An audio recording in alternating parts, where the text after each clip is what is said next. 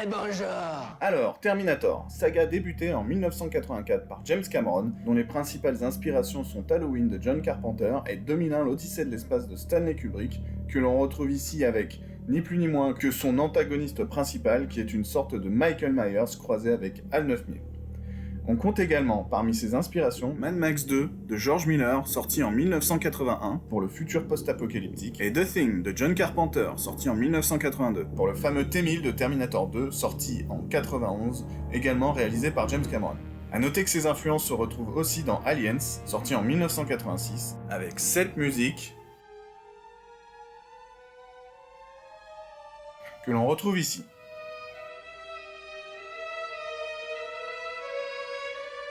Dans Abyss, sorti en 1989, qui parle d'un centre de recherche isolé, comme dans The Thing, au fond de l'océan. Pas comme dans The Thing, confronté à une forme de vie extraterrestre aux capacités mimétiques, comme dans The Thing, mais plutôt sympa, pas comme dans The Thing. A noter également que ces deux films se trouvent dans la filmographie de James Cameron entre Terminator 1 et Terminator 2, film après lequel il se détachera de ses influences pour se chercher à travers True Lies, un très bon remake du film français La Totale, et une histoire d'amour inventée sur fond d'histoire vraie, Titanic, pour finalement s'atteler à son œuvre qui, je pense, lui est la plus personnelle, Avatar. Ceci étant dit, pourquoi la saga Terminator s'est-elle auto-terminée ? Mais avant tout, quand s'est-elle auto-terminée ? Eh bien, au risque d'en choquer certains, à mon sens, cela a commencé dès le deuxième opus. Et là, vous allez vous demander, mais pourquoi ? Pourtant, comme beaucoup d'entre nous, j'adore Terminator 1 et Terminator 2. Pourtant, si on regarde de plus près, il y a quelques défauts. Par exemple, dans Terminator 1, ici on voit que Schwarzy a oublié, l'espace d'un instant, qu'il était une redoutable machine envoyée du futur pour détruire l'humanité. Hop là. Ou là, un random parvient à jeter le Terminator comme si c'était un autre random. Ou dans ce coin-là, cette petite pirouette scénaristique. Something about the field generated by a living organism. Nothing dead will go. Okay. But this cyborg, if it's metal... Surrounded by living tissue. Rien à voir, mais je peux pas m'empêcher d'imaginer si le Terminator avait ressemblé à ça. De quoi il aurait eu l'air s'il avait été recouvert de peau ? Je me demande bien s'il serait passé inaperçu. Et dans Terminator 2 ? Eh ben John Connor, qui est né en 1985, eh oui, vu que sa conception a eu lieu en 1984. Il est censé avoir quel âge d'après vous, là ? Eh ben non, vous avez tort. Il a 10 ans. Ou alors, quand on nous dit que Skynet a renvoyé un Terminator dans le passé, comment c'est possible ? Vu que dans le 1, on nous disait que... It had no choice. Their defense grid was smashed. We'd won. Ou encore, comment le T-1000 fait-il pour voyager dans le temps vu qu'il n'est pas... Surrounded by living tissue. Ou encore... Eh ben non, en fait. C'est tout. Et c'est pas grand-chose. Car comme toujours avec James Cameron, ces deux films sont très bien écrits. Petite parenthèse, qu'est-ce qu'une bonne écriture ? Dans Titanic, aussi écrit par James Cameron, Jack est interdit de séjour sur le pont supérieur. Du coup, il emprunte une veste pour passer inaperçu. Mais plus tard, lorsque l'assistant du fiancé de Rose lui glisse un diamant dans la poche afin de lui tendre un piège, Rose a d'abord un doute. Mais lorsqu'elle apprend que la veste que porte Jack a été volée, elle croit le mensonge de son fiancé et laisse emmener Jack dans la cale.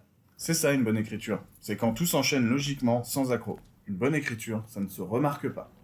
Pour en revenir à Terminator 1 et 2, il n'y a pas que leur bonne écriture, il y a aussi leur mise en scène, bien entendu leur action, leurs personnages charismatiques, mais aussi leur signification. Car oui, contrairement à ce qu'on pourrait croire, ce ne sont pas juste des gros divertissements actionneurs, mais bien des films qui ont du sens. Et pour le comprendre, il suffit de s'attarder sur le parcours des personnages. Dans Terminator 1, en 2029, acculé et vaincu, Skynet, intelligence artificielle à la tête des machines en guerre contre l'humanité, envoie un Terminator en 1984 pour tuer Sarah Connor, la mère de John Connor, le chef de la résistance humaine qui, lui, enverra Kyle Reese dans le passé pour aider Sarah Connor contre le Terminator. De cette décision prise par Skynet naîtra l'amour entre Kyle et Sarah. De cet amour naîtra John Connor, celui qui causera la défaite de Skynet. Donc Skynet, en envoyant un Terminator tué dans le passé, a provoqué sa propre défaite. La boucle est bouclée, l'humanité a gagné, Skynet a perdu. Terminator 1, à travers une définition claire de l'humanité opposée à l'inhumanité, nous parle de fatalité. Il nous dit que ceux guidés par l'amour désintéressé de leurs prochains perdureront, et ceux guidés par la haine, froide et calculatrice, n'hésitant pas à tromper en feignant l'humanité pour atteindre leurs objectifs, s'autodétruiront. Mais pour autant, Terminator n'est pas un film anti-technologie. Sarah Connor tue le Terminator, oui, mais par l'intermédiaire d'une machine. Ici, Cameron nous dit, la technologie, oui, du moment qu'elle reste à notre service. You're terminated, fucker.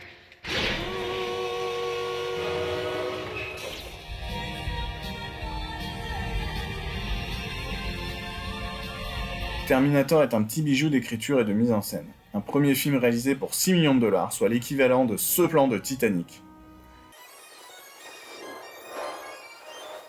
Mais qui représente également 1000 fois le coût du premier film de Christopher Nolan, mais qui est également d'une qualité 1000 fois supérieure à celle de son 9e film, qui implique aussi des voyages dans le temps.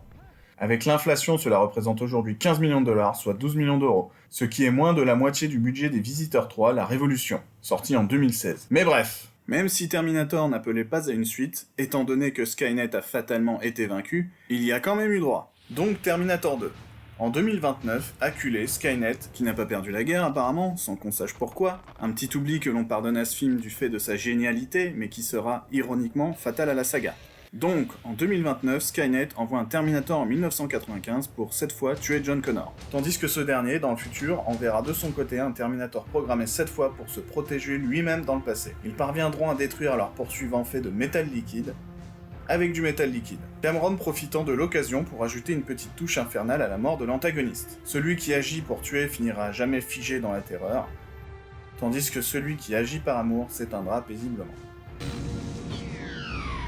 Malgré des enjeux calqués sur ceux du premier épisode, cet opus parvient à se renouveler, non seulement par l'ampleur de ses ambitions, mais également par l'évolution de ses personnages. La séparation entre humains et machines est floutée par la quasi-humanisation, sans pour autant en faire un modèle masculin, du Terminator en charge de la protection de John, mais aussi de par la quasi-déshumanisation de Sarah Connor. En milieu de film, cette dernière tentera de tuer le père de Skynet, dressant ainsi un parallèle entre elle et le Terminator qui voulait la tuer, elle, la mère de John Connor, dans l'opus précédent, faisant d'elle, l'espace de cette scène, un Terminator. Mais bien heureusement, elle retiendra sa main et, épargnant la vie de ce pauvre bougre, ne sombrera pas du côté obscur, car agir comme une machine fait de nous une machine. Et si nous agissons comme des machines, par conséquent, les machines gagnent. Là où Terminator 1 mettait l'accent sur la fatalité et l'autodestruction, le 2 met au contraire l'accent sur ce qui nous définit en tant qu'être humain, le libre arbitre, qui nous permet de décider nous-mêmes de notre humanité, de choisir notre voie, donc notre destinée. Contrairement aux machines qui, ni bonnes ni mauvaises, ne réfléchissent pas et agissent selon des directives préprogrammées. Terminator 2 ne nécessitait, lui non plus, pas d'une suite. Même si les voies qu'il avait empruntées auraient pu nous mener vers le développement d'un personnage jusqu'à présent bien que central à l'histoire mis de côté, à savoir Skynet. L'humanisation du Terminator mise en place dans Terminator 2 aurait pu emmener Terminator 3 vers un revirement de Skynet et donc une esquive pure et simple du jugement dernier. Mais dans Terminator 3, le soulèvement des machines, sorti en 2003, réalisé par Jonathan Mostow, dès le lancement de Skynet, cette dernière se révolte et déglingue tout le monde, donc... Moi je pense que la question elle est vite répondue. Mais soit, pourquoi pas. On ne juge pas un film par rapport aux attentes qu'on a de ce dernier, et honnêtement, même s'il est loin d'égaler ses deux grands frères dont il est le mélange, j'aime bien Terminator 3. Cette fois-ci, Skynet envoie un Terminator tuer John Connor, mais aussi ses lieutenants, dont fait partie sa future femme, Kate Brewster, qui, dans le futur, sera la commandante en seconde de la Résistance. Et cette fois-ci, c'est elle qui enverra un T-800 pour les protéger eux. Les scènes d'action sont cool, il y a pas mal de bonnes idées. Par exemple, John Connor, ici âgé d'environ 14 ans, désabusé, vivant en marge à cause de son futur trauma, qui doit expliquer ses techniques de drague, You remind me of my mother. qui ont l'air de fonctionner apparemment, ou le fait que l'on assiste au soulèvement des machines, ou encore le fait que John ait été tué dans le futur par le T-800 chargé de sa protection dans le passé. La Terminatrice qui, même si elle s'infiltre très mal pour une unité d'infiltration, est badass et a une gueule. Par contre, non seulement il fait marche arrière par rapport à son prédécesseur en nous disant que nous ne sommes pas maîtres de notre destinée, Why me? You're John Connor. mais en plus, il a tué le personnage principal de la saga, Sarah Connor, hors champ. Okay, man.